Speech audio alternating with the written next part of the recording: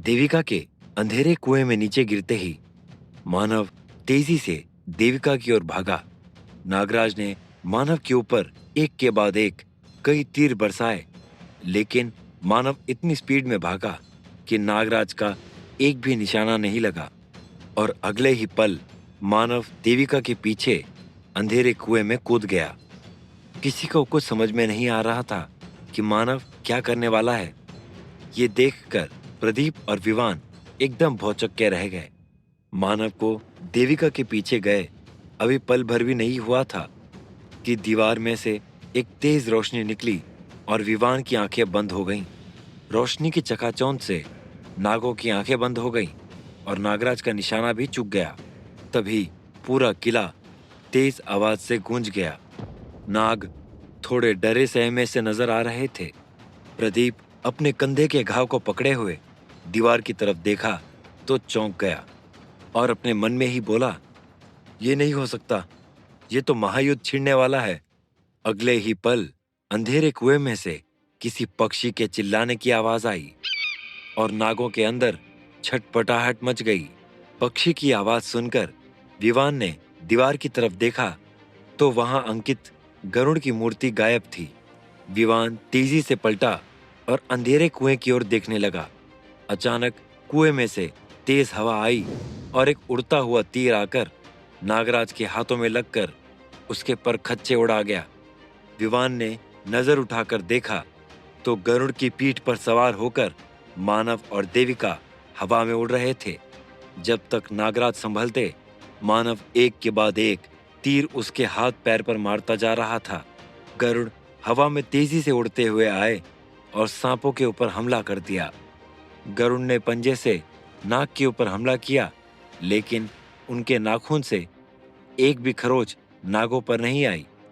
तभी देविका बोली, मानव, मुझे लग रहा है नागों के ऊपर गरुड़ दल का ही कवच लगा हुआ है। मानव नागराज के ऊपर तीर बरसाते हुए बोला, गरुड़ दल का कवच? लेकिन वो कैसे? देविका बोली, तुम शायद भीमा दादा की बात भूल रहे हो। जब उस बच्चे ने तुम्हारे पेट में चाकू मारा था, तब उन्होंने कहा था ना कि गरुड़ दल के कवच में एक कमी है। मानव भीमा की बातें याद करते हुए बोला, हाँ मुझे याद है, लेकिन नागराज मुझे मौका नहीं देगा कि मैं सांपों के करीब जा पाऊं। मानव की बात पूरी भी नहीं हो पाई थी कि तभी देविका गरुड़ की पीठ पर खड़ी हो गई और कूदने के लिए तैयार हो गई। मानव ने देविका को खड़े होते देखा तो बोला, देविका, ये तुम क्या करने जा रही हो? देविका अपना खंजर निकालते हुए बोली, अगर हमें नागराज को हराना है तो नागों को हराना होगा। इतना कहकर देविका गरुड़ की पीठ पर से कूदकर सरकते हुए नाग के ऊपर आ गई। नागराज ने देविका को नाग की पीठ में खंजर चुभोते देखा तो देविका के ऊपर वार करने के लिए निशाना लगाना शुरू कर दिया, लेकिन नागराज निशाना लगा पाता उससे पहले ही मानव ने एक के बाद एक कई वार नागराज के ऊपर कर दिए। पत्थर से बने नागराज का शरीर टूट टूट कर बिखरता जा रहा था। मानव के तीरों की बौछार की वजह से देविका पर निशाना नहीं लग पा रहा था। एक नाग को खतरे में देखकर दूसरे नाग मदद के लिए आगे बढ़े। नाग को आगे बढ़ते देखकर गरुड़ ने एक तेज उड़ान भरी। गरुड़ की उड़ान इतनी पावरफुल थी कि विवान का वहां पर खड़ा होना बहुत मुश्किल हो रहा था। विवान अपनी जगह से 2-3 कदम पीछे सरक गया। माहौल ऐसा हो गया जैसे कोई तेज आंधी आ गई हो। गरुड़ ने दूसरे नाग को अपने पंजे से जकड़ा। एक पैर से सिर को और दूसरे पैर से पूंछ को दबाकर तेजी से हवा में उड़ गया। अब देविका के ऊपर कोई खतरा नहीं था। देविका ने पूरी ताकत से खंजर नाग की पीठ में चुभवाना शुरू कर दिया। पूरा किला नाग के चिल्लाने की आवाज से भर गया। तभी मानव देविका से बोला, देविका, गले के पास, गले के पास, हमें वो स्पिरिट स्टोन चाहिए। हवा में चारों ओर उड़ते हुए गरुड़ ने मानव की बात सुनी तो पंजे में जकड़े हुए नाग का गला खूब जोर से दबाना शुरू कर दिया। नाग का गला घुट गया। वो जोर से चिल्लाते हुए छटपटाने लगा। नाग के मुंह से निकलने वाले जहरीले झाग से जमीन की मिट्टी काली होने लगी। तभी स्पीकर में से आवाज आई। वो आदमी कुछ बोल पाता उससे पहले ही मानव ने अपना निशाना बदला और एक के बाद एक कई तीर से सीधे स्पीकर पर वार कर दिया। देविका ने मानव की ओर देखा और चिल्लाते हुए कहा, मानव, मैंने इसका कवच खराब कर दिया है। अब आगे क्या करना है? मानव ने गरुड़ की ओर देखा और गरुड़ समझ गए कि उनको क्या करना है। गरुड़ ने अपने पंजे की ताकत और बढ़ा दी और देखते ही देखते नाग की आंखें बाहर निकलने लगी। मानव ने इतने में ही एक जोरदार तीर देविका के पास वाले नाग पर मारा और नाग के हिलने से नागराज का बैलेंस बिगड़ गया और वो जमीन पर आ गिरा। गरुड़ ने जब नाग के सर पर खड़े होकर अपने पंजों की ताकत और बढ़ाई तो नाग के अंदर की स्पिरिट स्टोन गले से निकलकर मुंह में आ गई। गरुड़ ने नाग के जबड़े से अपने पंजे को हटा लिया और पूंछ पकड़कर उल्टा दिया और अचानक ही स्पिरिट स्टोन नाग के मुंह से निकलकर जमीन पर आ गिरा। मानव ने जमीन पर खड़े विवान की ओर देखा और कहा, विवान, उस स्पिरिट स्टोन को उठाओ और नेकलेस में बंद कर दो। नागराज को जमीन पर गिरता देखकर देविका ने प्रदीप की तरफ इशारा किया और एक के बाद एक ताबड़तोड़ गोलियां चलने लगी और देखते ही देखते नागराज की पत्थर से बने शरीर के पर खच्चे उड़ने लगे। स्पिरिट स्टोन मिलने के बाद गरुड़ ने एक नाग को छोड़ दिया और वो हवा में गिरते हुए सीधा नागराज पर आ गिरा। नागराज का बचा खुचा शरीर भी धड़ाम से उड़ गया। मानव ने गरुड़ के कंधे पर हाथ रखा और ऊपर चलने का इशारा कर दिया। देखते ही देखते गरुड़ काफी ऊपर चले गए और मानव ने वहीं से दूर वाले नाग पर छलांग लगा दी।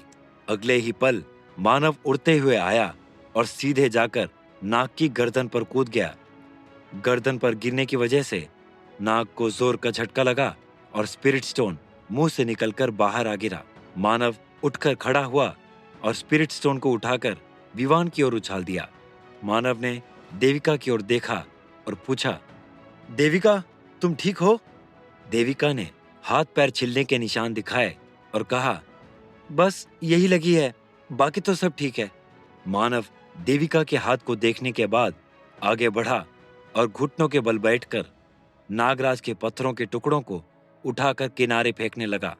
देविका मानव की ओर देखते हुए बोली, अब हम क्या करने वाले हैं?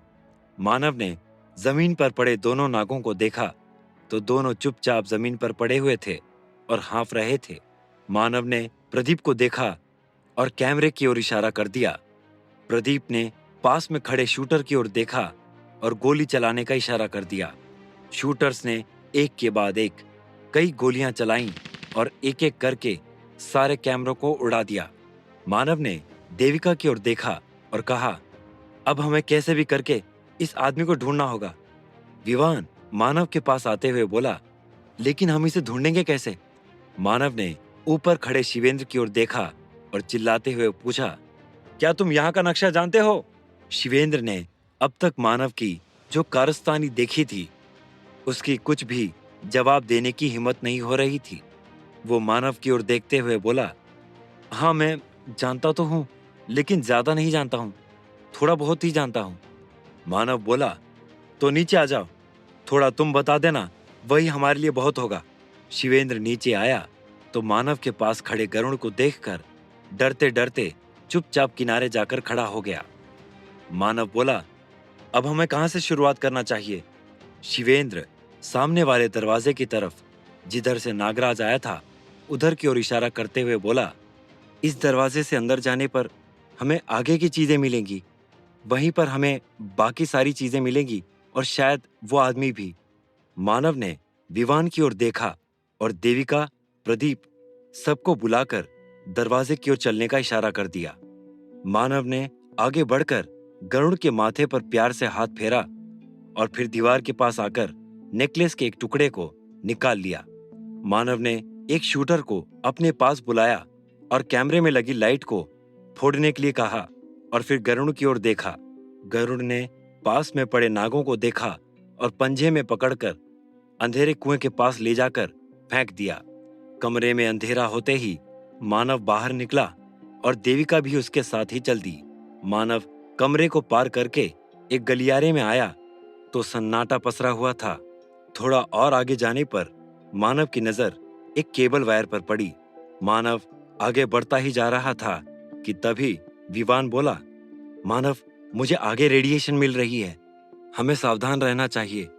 मानव ने विवान की तरफ देखा और कहा, सावधान तो मैं तब से हूं जब से यहां पर आया हूं, लेकिन मेरी सावधानी किसी काम नहीं आ रही है। देविका विवान के टैब में देखते हुए बोली, उस मशीन का क्या हुआ जिसके बारे में तुम बाहर बता रहे थे? विवान बोला, वहां तो कुछ नहीं मिला, लेकिन मुझे ऐसा लग रहा है कि वो मशीन जरूर यहीं होनी चाहिए। तभी एक आवाज गूंजी, मानना पड़ेगा मानव, हिम्मत के साथ साथ थोड़ा बहुत दिमाग भी है तुम में। मानव ने सामने ऊपरी मंजिल की तरफ नजर दौड़ाई तो वहां सूट बूट में एक आदमी को खड़े देखा। इससे पहले कि मानव कुछ बोलता, पास में खड़े शूटर ने एक के बाद एक कई गोलियां उस आदमी के ऊपर बरसा दी। मानव ने देखा कि एक भी गोली आदमी को नहीं लग रही है, बल्कि सारी पार निकलकर दीवार पर लग गई हैं। आदमी फिर से बोला, मानव, मैंने तुमसे कितनी बार कहा है कि ये खिलौने मेरा कुछ भी नहीं बिगाड़ सकते हैं। मानव चिल्लाते हुए बोला, कौन हो तुम? आखिर तुम चाहते क्या हो? आदमी बोला, अब ये जानने के लिए काफी देर हो चुकी है मानव। तुम्हारी वजह से मैंने अपना बहुत कुछ खोया है, अपने सपने, अपनी खुशियां, लेकिन अब खोने की बारी मेरी नहीं, तुम्हारी है। मानव चौंकते हुए बोला, मेरी वजह से? मेरी वजह से तुमने क्या खोया है? मैं तो तुमको जानता तक नहीं हूं। आदमी बोला, तुम मुझे नहीं जानते हो, लेकिन हम दोनों कुछ वजहों से एक दूसरे से ऐसे जुड़े हैं कि चाह कर भी अलग नहीं हो सकते हैं। फिर आदमी देविका की ओर देखते हुए बोला, और मिस देविका, तुम तो जैसे ये सोचकर काम करती हो कि मेरा काम खराब करके ही मानोगी। देविका ने आदमी की बात सुनी तो कहा, तुम कौन से काम की बात कर रहे हो? आदमी बोला, क्या तुम जानना चाहोगी कि आखिर तुम्हारे उस छोटी सी गलती से वो जासूस कैसे मारा गया? देविका ने मानव की ओर देखा और कहा, मानव, ये हम लोगों के बारे में हद से ज्यादा जानता है।